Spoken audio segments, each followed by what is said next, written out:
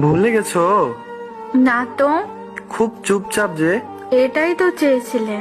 বলেছিলাম বুঝি। বুঝে নিলাম। বেশি বুঝলে না তো? একদম না। কি করব বলো? ধন্যবাদ আপনাকে ধন্যবাদ কেন? শিক্ষা দেওয়ার জন্য। কিসের শিক্ষা? মানুষ কিভাবে চিনতে হয়, একা কিভাবে চলতে হয়, অতিরিক্ত বিশ্বাস না করা, ধোকা কিভাবে দিতে হয়।